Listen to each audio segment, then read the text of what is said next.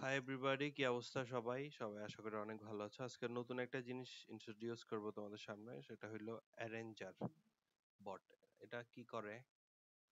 Suppose আমার এখানে 10টা অটোমেশন আমি রান করব। আমরা যে ভুলটা করি, অটোমেশন রান করার পরে আমরা ইতস্তত হয়ে যাই, আসতেছে না কেন, এগুলো আসবে কিছুক্ষণ। আমরা জাস্ট কয়েক সেকেন্ড ওয়েট করব, দেখা যাবে যে আমাদের ক্রোম ইনস্টেন্স গুলা শো আপ হচ্ছে।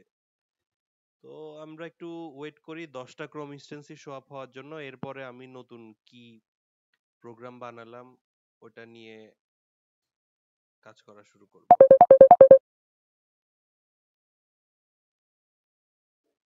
একটু ওয়েট করি। আচ্ছা ঠিক আছে, আমরা দেখতে পাচ্ছি আমাদের এখানে 10টার মতো ক্রিয়েট হয়ে গেছে। আচ্ছা, নতুন যে জিনিসটা বানালাম সেটা হলো আমাদের জাস্ট এখন কি করতে হবে, অ্যারেঞ্জার বটে ডাবল ক্লিক করতে হবে। এগুলো সবকিছু লোড হওয়ার পরে জাস্ট এটা ডাবল ক্লিক করে দিব। আমরা দেখতে পাচ্ছি আমাদের এই যে এগুলো কি বলে, টার্মিনাল টার্মিনাল সবগুলা হাইড হয়ে গেছে।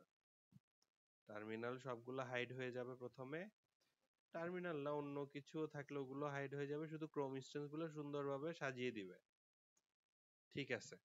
ওভারল্যাপ কিন্তু আমরা যদি 10টা সাজাইতাম আমাদের অনেক সময় লেগে যেত, সরি অনেক স্পেস লেগে যেত। আমরা কিন্তু এভাবে ওভারল্যাপ করলে অটোমেশন রান হয় না, বাট এভাবে যদি ওভারল্যাপটা করি, এই যে এভাবে যদি ওভারল্যাপটা করি তাহলে আমাদের অটোমেশন ঠিকভাবে কাজ করবে। কারণ এটারও সব ধরনের বাটন এখানে শো আপ হবে, এটারও সব ধরনের বাটন শো আপ হবে, এভাবে সব ধরনের বাটন শো আপ হবে।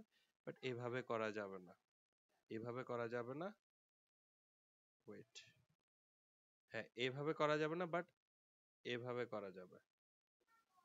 তো জিনিসটাকে এভাবেই বানানো। কে বুঝছো না বুঝছো আমি জানি না আমার কথা, বাট জিনিসটা যদি তোমার এভাবে সাজানো থাকে অটোমেশনটা সুন্দর মতো কাজ করবে।